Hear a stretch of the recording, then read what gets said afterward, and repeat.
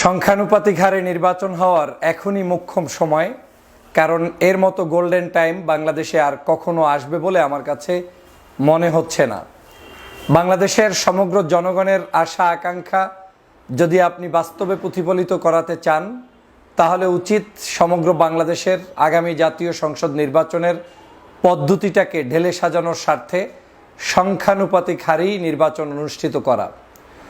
আপনারা জানেন, আমাদের এই সংখ্যানুপাতিক হারে নির্বাচন নিয়ে বেশ কয়েক মাস আগে এই সরকার যখন দায়িত্ব নিয়েছেন, তখন আলোচনা সমালোচনা ডিবেট অনুষ্ঠিত হয়েছে। পক্ষে বিপক্ষে বহু মানুষ মতামত দিয়েছে।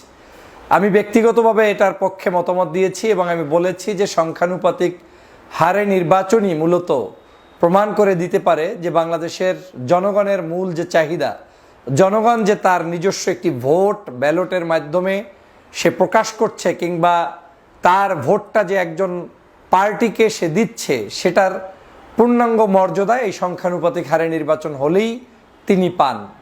কিন্তু যখন সিট ভিত্তিক নির্বাচন হয়, তখন তার ভোটটার কোনো মর্যাদা থাকে না। তিনি একজনকে ভোট দেন, একজনে জয়যুক্ত হলো, একজনে হলো না। যারা হলো না তাদের ওই ভোটগুলো সম্পূর্ণভাবেই নষ্ট হয়ে যায়, ওই ভোটের কোনো মূল্যায়ন থাকে না। অন্যদিকে সংখ্যানুপাতিক হারে নির্বাচন হলে বাংলাদেশে একটা ভোটও যদি কেউ পায়, সেটা যদি সংখ্যানুপাতিক হারে ভোট হতে গিয়ে পার্সেন্টেজে 1% হয় সারা বাংলাদেশে, তাহলেও দেখা যাবে যে ওই লোকটার একজন প্রতিনিধি সংসদে উপস্থিত হতে পারে। বিশেষ করে ধর্মভিত্তিক দলগুলো যারা আছে, তাদেরকে ভোট সারা বাংলাদেশে মিলে বিভিন্ন জায়গায় ছড়িয়ে ছিটিয়ে বিভিন্ন ধরনের রয়েছে, কিন্তু সিট ভিত্তিক নির্বাচন করতে গেলে তখন তারা অনেক ক্ষেত্রে ছোট ছোট যেই দল আছে, তারা সেই অবস্থানটা টিকিয়ে রাখতে হয়তো পারে না এবং তাদের সংসদ সদস্য সেখানে যেতে পারে না।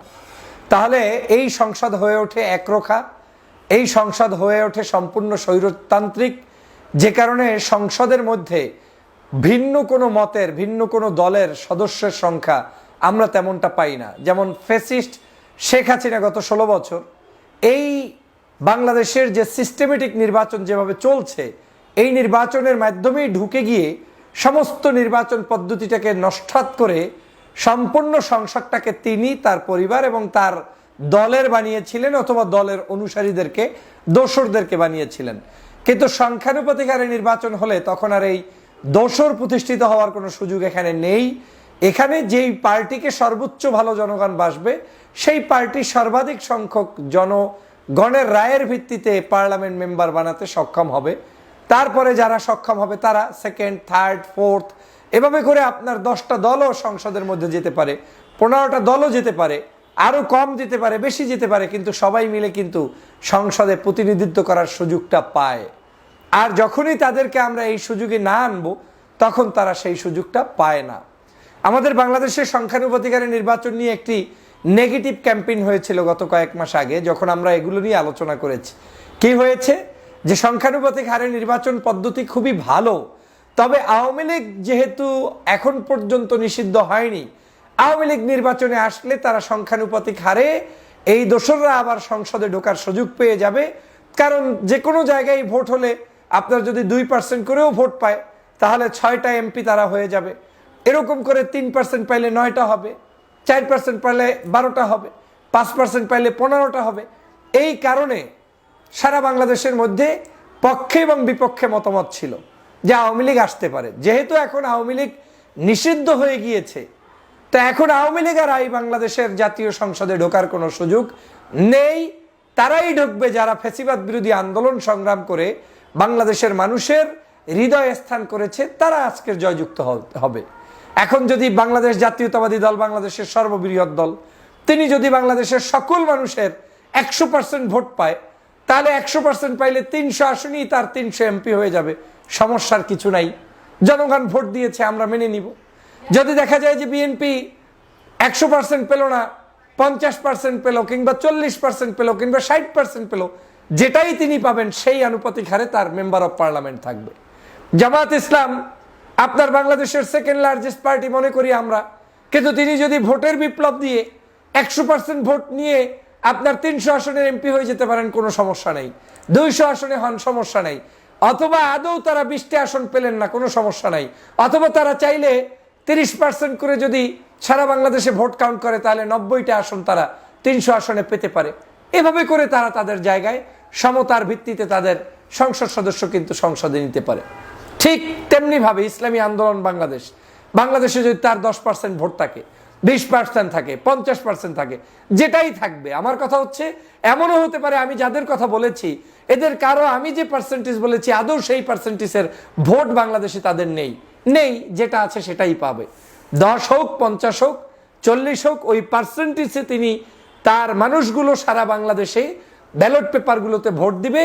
ভোটের সিস্টেমটা হবে এরকম, দাঁড়িপাল্লায় যারা ভোট দিবে তারা দাঁড়িপাল্লায় দিবে, ধানের শীষে যারা ভোট দিবে তারা ধানের শীষে দিবে। অথবা যদি এটার মধ্যে কোনো নতুন সিস্টেম চালু করে জোট করে একটা প্রতীকে আপনি নির্বাচন করেন, সেটাও আপনি করতে পারেন, আপনাদের মধ্যে আন্ডারস্ট্যান্ডিং থাকতে পারে।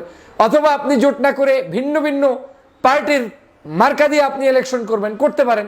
এখন সারা বাংলাদেশে একটি ছোট্ট দলও যদি ধরে নেন গণ অধিকার পরিষদ কিংবা এনসিপি কিংবা আরো যে সকল রাজনৈতিক দল আছে, চাইলে তিনি যদি সারা বাংলাদেশে ক্যাম্পেইন করে 3% ভোটও তিনি নিতে পারেন, যে আমি 3% ভোট নিব, তাহলে তার 9টা সিট বা কম বেশি সিট কিন্তু তার হয়ে যায় 300 আসনের বিপরীতে।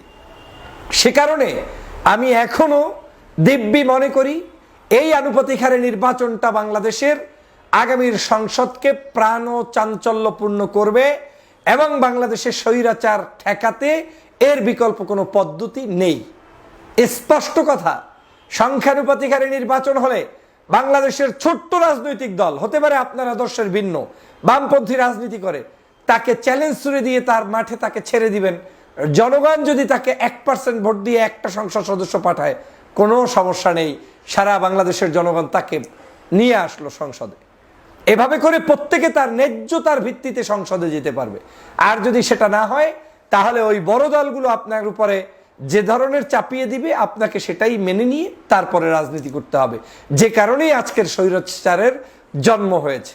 আমি বিশ্বাস করি এই সংখ্যানুপাতিক হারে নির্বাচন পদ্ধতিকে বড় দলের আরো বেশি করে সমর্থন এজন্যই দেওয়া উচিত, যেহেতু তারা নিজেদেরকে বড়ই মনে করে। আর বড় মনে করা মানে হচ্ছে জনগণের সমর্থন আছে, তো জনগণের সমর্থন থাকলে তো আর ভয়ের কিছু নেই।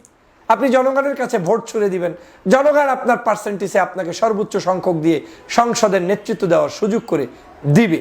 কিন্তু এই সংখ্যানুপাতিক হারে নির্বাচন পদ্ধতির পক্ষে বিপক্ষে আমাদের মতামত যেভাবেই আছে, তাতে আমার কাছে মনে হচ্ছে বাংলাদেশের সংখ্যাধিক্য পার্টি এখন এই সংখ্যানুপাতিক হারে নির্বাচনের পক্ষে আছেন বা পক্ষে জোরালো ভূমিকা রাখবেন।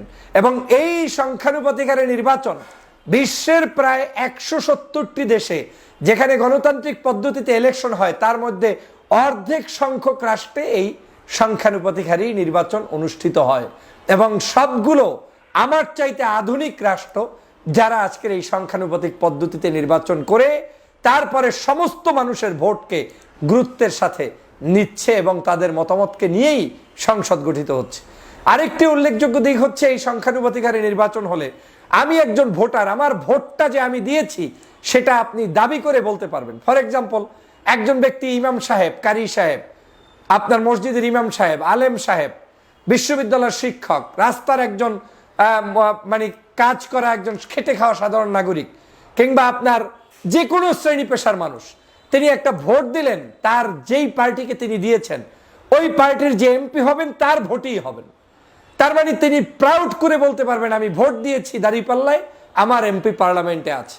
আমি ভোট দিয়েছি ধানের শীষে, আমার এমপি পার্লামেন্টে আছে।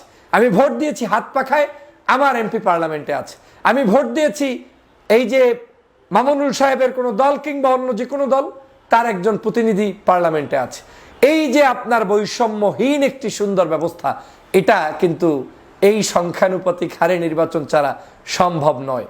আরেকটি জিনিস আপনারা দেখেছেন যে বাংলাদেশে একটি নতুন করে কনসেপ্ট তৈরি হচ্ছে যে আগামী নির্বাচনের পরে জাতীয় সরকার গঠন করতে হবে। কেউ বলছেন নির্বাচনের আগে, কেউ বলছেন নির্বাচনের পরে। ধরে নিলাম বাংলাদেশ জাতীয়তাবাদী দলের সর্বোচ্চ তাদের প্রস্তাবনা হচ্ছে নির্বাচনের পরে যারা জয়যুক্ত হবে তাদেরকে নিয়ে দেশ গঠনে জাতীয় সরকার গঠন এবং বিভিন্ন শ্রেণী পেশার মানুষদেরকে নিয়েই সরকার পরিচালিত হবে। তাতে যদি তারা নির্বাচিত নাও হয়, সরকার তাদেরকে বিভিন্নভাবে এঙ্গেজ করবে। অর্থ হচ্ছে যে আমরা সবাইকে নিয়ে কাজ করতে চাই। এই সংখ্যানুপাতিক হারে নির্বাচন পদ্ধতি করলে আপনার আর এই ধরনের কাউকে নিয়ে বিড়ম্বনায়ও পড়তে হবে না যে সবাইকে নিয়ে করব, কাকে নিব কাকে নিব না। অটোমেটিক জাতীয় সরকার হয়ে যাবে, অটোমেটিক সকলের প্রতিনিধিত্বকারী একটি সংসদে রূপান্তরিত হবে। সে কারণেই আজকের এই সংখ্যানুপাতিক হারে নির্বাচন অত্যন্ত জরুরি। আর সর্বশেষ বলতে চাই, বাংলাদেশে যারা ধর্মভিত্তিক দল করেন, আপনাদের প্রতি আমার সবসময় একটু আলাদা বেশি বাড়তি মহাব্বত থাকে। এর অন্যতম কারণ হচ্ছে, আমি দেখেছি স্বাধীনতার পরে আপনারা এই দেশের জন্য লড়াই করেন, কিন্তু আপনাদেরকে কেউ মূল্যায়ন করতে চায় না। আপনাদের সেই অধিকারটা আপনারা হাতে ফেরত পান না। আপনার সমগ্র বাংলাদেশে ভোট আছে, কিন্তু একটা আসনে গিয়ে দেখা গেল আপনি 500 ভোটে ঠকে গিয়ে আপনার ওই সমস্ত ভোটের অবমূল্যায়ন হচ্ছে।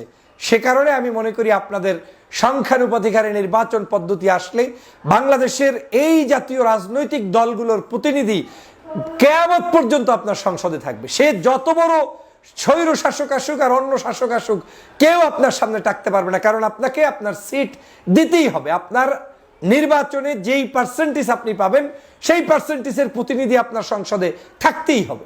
অতএব সে কারণে মনে করি ডান বাম ছোট বড় সব রাজনৈতিক দলের জন্য একটি সহজ মাধ্যম হচ্ছে সংখ্যানুপাতিক হারে নির্বাচন, এবং আগামী নির্বাচনটা এই সংখ্যানুপাতিক হারে করলে বাংলাদেশের সমগ্র মানুষ তার অধিকার ফিরে পাবে বলে আমি বিশ্বাস করি।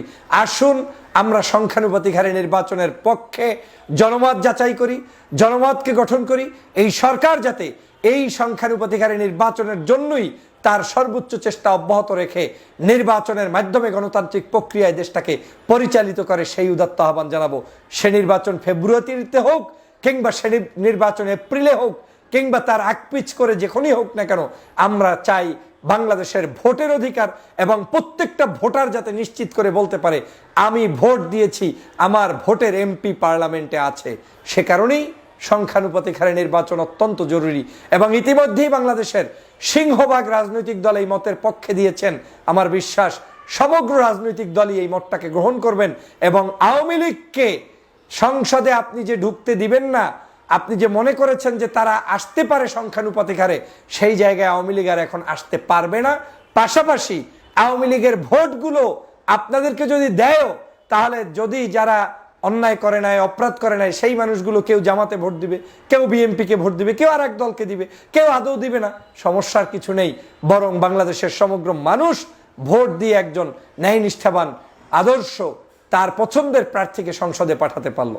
আশা করি সংখ্যানুপাতিক হারের ভোটের তাৎপর্য মর্মকথা আপনারা বুঝতে সক্ষম হয়েছেন, এবং এই ভোটটি হবে সমগ্র বাংলাদেশ কেন্দ্রিক। আর প্রার্থী এমপি হওয়ার পরে সিদ্ধান্ত নিবে ওই দলের যারা, তারা যেমন বিএনপির যদি 100 এমপি হয় বিএনপি সিলেক্ট করবে, জামাতের যদি 100 এমপি হয় জামাত সিলেক্ট করবে।